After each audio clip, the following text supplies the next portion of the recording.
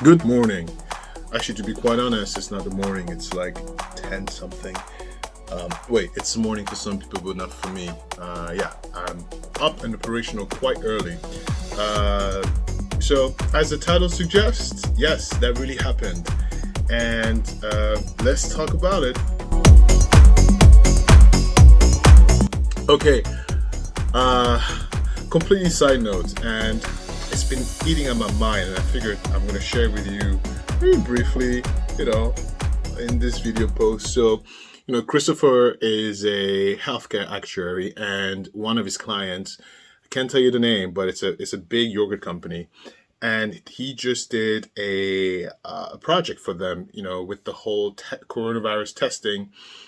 And long story short, the 8 free tests per person, I think, per month, it's going to cost the company up to $900,000 for the year. And, you might ask yourself, oh my God, it's a big company. It's only $1 million. But, it's, we were laughing about it, how, they're not going to be happy about it. And, it's not Christopher's fault, right? He just does the math. But, now I asked them how they're going to react to it, and I share that with you on the financial post. I don't want to take a lot of the time here, but we discussed about the repercussions of that bill, right? Yeah, $1 million just like that for free testing that the company will have to absorb. They can absorb it, but it's when you run a business, any expenses needs to be explained. And, this conception that just because you're well off, or just because you have a business that does well, that you're supposed to be charitable, it's a fallacy. It's a conception that needs to be taken with a grain of salt, because just like I cannot tell you what to do with your money, you cannot tell a company or someone what to do with their money.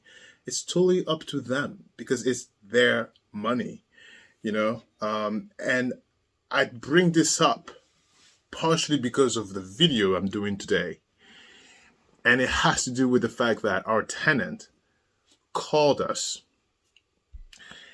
and she asked 2 questions. The first question she asked was, what day is her eviction? How long does she have to leave? And the second question she asked was, if she can stay. She essentially was begging to stay. She was like, my son, one of the excuses she used, that her son, my son's school. Yeah, it was the school. So the son's school, she doesn't know where to go, etc., etc. So, okay, you might ask yourself, oh my God, my heart is bleeding. So before I go further, I want you to check out this video of this series. Depending of people, if you just watched this video right here, you may have no idea what the hell this story has been so far. So I encourage you to check out from the beginning, so you understand what the answer I'm about to give you to right now makes sense. If you followed this journey so far, maybe you're laughing like I am, and so obviously the answer we gave her was no answer, because we didn't pick up the phone. All right, we didn't pick up the phone, and that's based on the voicemail, which I cannot play for you for legal reasons. So you just have to take my word for it. That's it, right? No, but she called. So the eviction is scheduled, and it's happening. It's happening unless there's an act of God, unless, I don't know, coronavirus, weather. I don't know. Anything could happen, right? Just because something is on its track doesn't mean it cannot be derailed. So unless something happens, this eviction is happening this week. And part of me is of course very nervous about it, because I want it to happen. But long story short, she left all that in the voicemail. And, look, I'm going to give you my honest opinion on her. I'm trying to be nice. I'm bringing my honest opinion on her voicemail. So, number one, I had, of course, her voicemail also triggered a conversation within us, my husband, my sister, my brother-in-law. So her her having worries about where to go, it's no longer in our responsibility. It really isn't. This is a person that had multiple opportunities to come correct and multiple opportunities to negotiate or discuss with us. Every time she contacted us, and you can double check again on the video I posted about the inspection notice drama. Every time she comes in contact with us, it's with a drama. Every time she contact us is for some sort of malicious intent. It's never under the framework of respect, responsibility, and morality. And her behavior shows a pattern of someone who doesn't care, who doesn't give a damn. So seeing her name ring on the phone, the first reaction is not like, oh my God. No, the first reaction is, what the hell does she want? Right? And so we're not picking up. And also, just keep in mind, we're going to follow our lawyer's advice. The lawyer said, do not communicate with her in any way. It could jeopardize your eviction. That's it. I mean, legal counsel said, stay away from her and do not communicate. It's beyond, okay, I have to answer this message. I apologize. Perfect. Okay. Yes. Sorry. I had to answer that. It was work related. You know, I do have a job and I do have to make an income. And so there's certain things that I cannot shy away from. So, and I'm not going to edit that out because it's too much work on the editor, right? So, sorry, bear with me. What was I saying? Right. So long story short, we decided that, yeah, we're not going to answer her. We're not going to give her what she's requesting. I also want to point out to you, if you're just watching this video, so you understand a little bit the level of maliciousness this woman has. You know, I'm going to put it right here. She sued us a rent escrow. And, you know, rent escrow, for those who don't know, is when you are dealing with a slumlord. So according to her, and according to what she said to the court, I mean, it was baffling to me because the court person read that to us, the judge. According to her, we, as a family, as a business, and as a landlord, we are scam artists, and we scammed her into entering the property. And then we need to not only give her all the rent that she gave us, but we need to pay her for her to move. If this is not malicious, I don't know what is, especially when the court-appointed inspector comes back with a report saying that the only thing wrong in the house is doors off the hinges.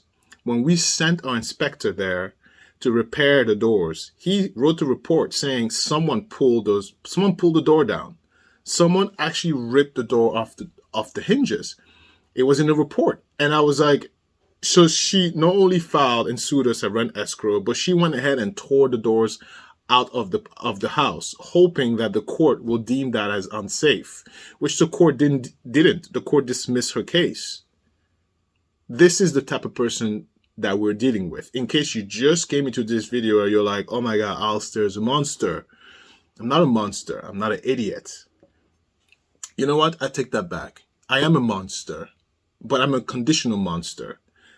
There's one thing, if you want my full intention, is interfere with my finances. If you interfere with my finances, I'm going to fight you.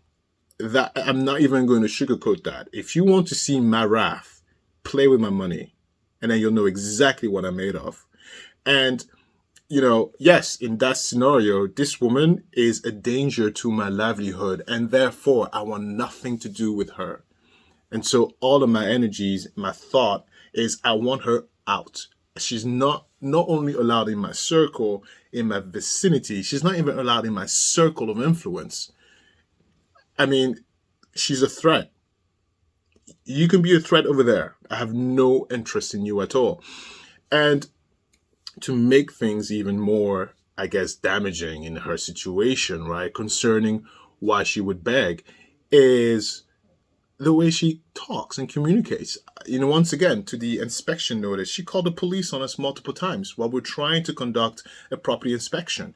It took us having to call 311 and have a police escort for us to actually get access in the property to see the state of it.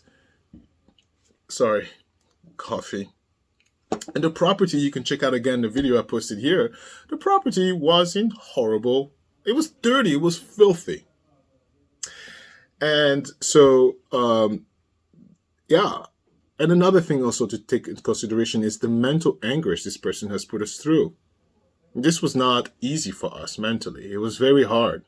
You know, we're not, for someone to just be in our property, not pay rent, have an attitude, we have to foot the bill, not only on her utilities, but we're sitting here, we have our own bills to pay. We are a household that needs to be maintained. We're not made of money. We have to also do our jobs. We are citizens, just like you, operating in the framework of society, trying to make a living and trying to be better for ourselves. We're not here. We're not your charity. I'm sorry to break it to you, but our hard work is not yours. Our monies is not yours. It's not for you to take. So the fact that someone is sitting there thinking that it's okay to be a grown person with a child and not respect the end of the contract, that is beyond not only filth, but it's beyond the concept of being a grown-up, or at least being respectful of another person, another human being. Someone has to pay for the roof over your head. And you're not paying, so who's doing it? And you have the balls to even stay in there. What were you expecting? Indefinite? What was her expectation? So you can check out this video up there so you can see the anxiety and the frustration that we went through. And so at this moment of the eviction happening, it's a relief. like I can sleep. I feel rested. I can focus on my family. I can take that extra energy and focus on making more money because that's what I like to do. And I make no shame about it. I enjoy making money. I enjoy it. And I was very lucky to have married someone who also enjoys it. Because there are households where one person is more ambitious than the other. You know, and I'm so thankful that my husband is as ambitious as me, and it makes for a great dynamic, and it makes for a very happy life, and it is just amazing. Okay, yes, I'm sure. Look, I told you I show him off anytime I can. If he wanted to be on camera, he would. I would put him on there, but he doesn't like to be on camera. He said he doesn't like it, doesn't want it. We're coming to a close. We're coming to an end. Super excited, super happy, and then I feel like this journey, this series is not quite over yet. It's coming to an end, but it's not quite over. I'm not quite sure what else I'm going to bring you. But hopefully it's going to be something that is entertaining enough. But thank you. She begged. And nope, we're not. Oh, you know what? This is what I forgot to say. Now, when you lose, before an eviction happened, right? The court sends you all the details of, let's say, of the case, right? So if you have a tenant holdover case and you won the case, or if you lost the case, the court sends you documents. So because we won the case and because we filed for the writ of restoration, she has a copy of the writ. So the court sends us a copy, the court sends the sheriff a copy, and the court sends her a copy. She has a copy of the writ. So there's no reason why she doesn't know when the eviction is happening, because it's no secret. It's only a secret if you don't call or if you don't read your mail. If you don't read your mail, then you'll never know. And so the fact that she's asking when the date is, it means either she's trying to be malicious, she's trying to see how long does she have until she can damage the property, or she hasn't opened her mail. Because not only does the court send you a copy, but the sheriff office also posts it on your door for tenant holdover cases. The sheriff office posts it on the door. the moment it's scheduled, which means she's not diligent. She's not looking at anything, which leads me to believe, yeah, she's either doing drugs, allegedly, or she's allegedly doing drugs, prostitution. Something is happening in our property that does not make sense. How do you not see what's posted in front of your door? Do you never leave your house? That means she never opens the door to leave the house. So, what, she's having a meth lab in there? I mean, the sheriff posts the slip on your door.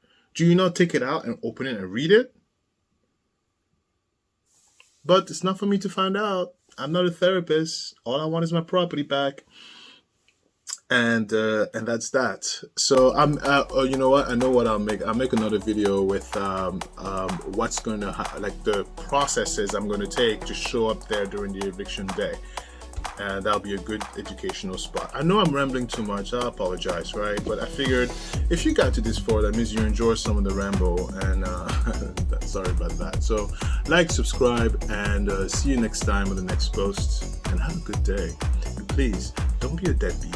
There's nothing sexy, there's nothing exciting, there's nothing interesting with someone who has no freaking idea of where they are in life.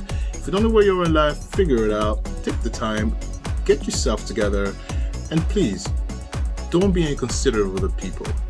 Be nice. Like, if you're not going to pay your rent or pay your bills, at least be a nice person. Because you can't be a deadbeat and not nice. That's just gross. Bye.